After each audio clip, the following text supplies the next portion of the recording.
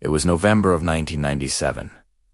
I was living in the Upper Peninsula of Michigan, in a town called White Pine, so small it was really just a place people passed through. It sat right off US Route 2, caught between Lake Superior to the north and miles of dense, dark forest to the south. In winter, that lake took over. It brought heavy snow, biting wind, and a deep, gray silence that got into your bones. I was 29. Working as a substitute history teacher while trying to finish my master's. My marriage had ended that spring, quietly, which somehow made it feel worse. My ex-wife took our son and moved back to Wisconsin, and I stayed. I didn't know what else to do. When my lease was up, I rented a cheap, run-down house on the edge of town. It was old, built in the 20s, and sat all by itself at the end of a dirt road called Birch Hollow Lane, surrounded on 3 sides by the forest. The realtor told me the heat was spotty and the power could go out in storms. That didn't faze me. I grew up in northern Minnesota. I knew how to handle the cold and how to wait things out. The first few weeks were normal. I taught, drove the long empty highways, and graded papers at night, listening to the radio. The forest felt close, a wall of black trees just beyond the glass. The wind coming off the lake made the old house creak and groan, but I figured that was just what old houses did. The first strange thing happened on November 18th. I remember the date because it was the first real snowfall. I got home just after dusk, my headlights cutting through the thick flakes. As I turned onto Birch Hollow Lane, I saw my tires were the first to mark the fresh snow. When I parked and killed the engine, the silence was total. Snow just muffles the whole world. As I got out of my car, I saw them. Footprints, leading from the road right to my front door. They were clear, deep impressions from a pair of adult-sized boots, and they stopped right at the door. There were no tracks leading away. I just stood there, staring. I checked the lock, half expecting it to be broken, but it wasn't.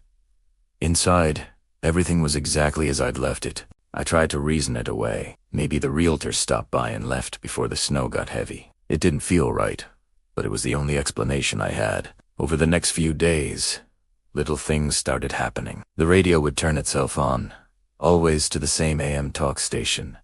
A wiring issue. Primetta told myself. Lights would flicker. It was an old house. Then, on November 23rd, I woke up at 3:12 a.m. to the sound of knocking. It was faint, but deliberate. 3 knocks, a pause, then 3 more. Patient. I just lay there in the dark, my heart hammering. It wasn't a branch. The rhythm was too perfect. Eventually, it stopped.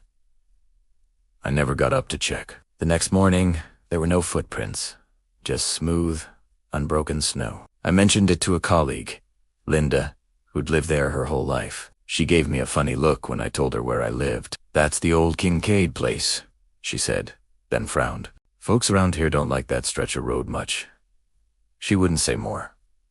That night, I had a dream. I dreamed someone was standing in my hallway, just outside my bedroom. A tall, thin figure, its face hidden in shadow. It just stood there, watching. I woke up, drenched in sweat, the feeling of being watched so strong it felt like the dream hadn't ended. The hallway was empty, but the air was heavy and cold. The feeling of being watched never left after that.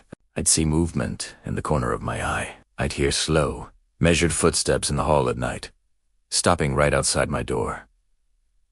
I'd fling the door open, and there'd be nothing there. I started sleeping with the lights on. I was exhausted, living on coffee, and my students started to notice. A week later, Linda pulled me aside. "You should look up the Kincaids," she said quietly. "At the library. Old newspapers." So I did. I spent hours scrolling through microfilm, piecing together the story. In January of 1954, the Kincaid family, a husband, wife, and 2 kids vanished.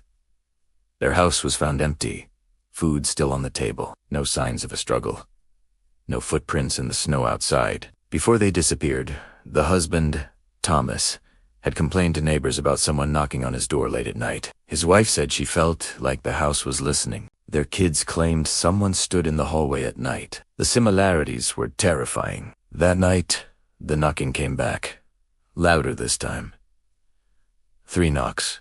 A pause. 3 more. I don't know why I did it, but I walked to the door and opened it. The porch was empty. Snow lay undisturbed. As I stood there, a cold deeper than the winter air washed over me, and then I heard it. Breathing. Right behind me, inside the house. I turned, but the room was empty. The presence was overwhelming, like someone standing inches away. I should have left then, but a stupid, stubborn part of me needed to understand. The next day I went to the county courthouse. The clerk pulled the property files. The Kincaids weren't the only ones.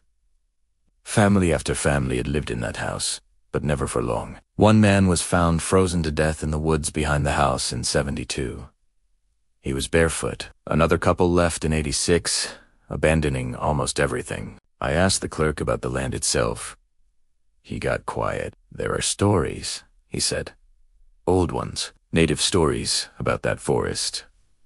That night, the power went out. I lit some candles, trying to stay calm. Then I heard footsteps upstairs. Slow, deliberate, moving from room to room. I lived alone. My voice shook as I called out, "Hello." The footsteps stopped. Then, a faint voice from upstairs whispered my name. It was testing the sound. That's when I ran. I dropped the candle, fumbled with the lock, and just bolted into the freezing night. I drove to a motel and didn't look back. The next morning, I went back for my things. As Primera pulled up, my blood ran cold. There were footprints leading from my front door deep into the forest.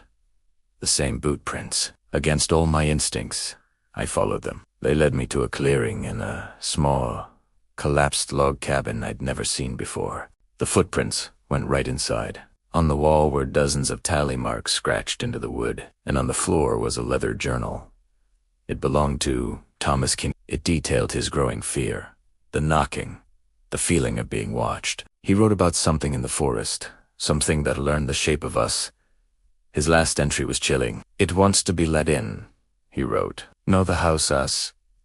I dropped the journal, and when I turned to run, I saw him. A tall, thin man standing at the edge of the clearing. His clothes from another time, his eyes dark and empty. He just stood there, watching. I don't remember packing. I just drove south and didn't stop until I was in Wisconsin. I've tried to build a normal life since then, but sometimes, late at night, I still hear it. 3 knocks, a pause, and 3 more. And I'm right back in that house, feeling something standing just out of sight, learning my shape. That house on Birch Hollow Lane is still empty. They say the road is quieter now, that some doors, once you notice they're open, never really close again. Thanks for listening. If you enjoyed this story, be sure to follow for more.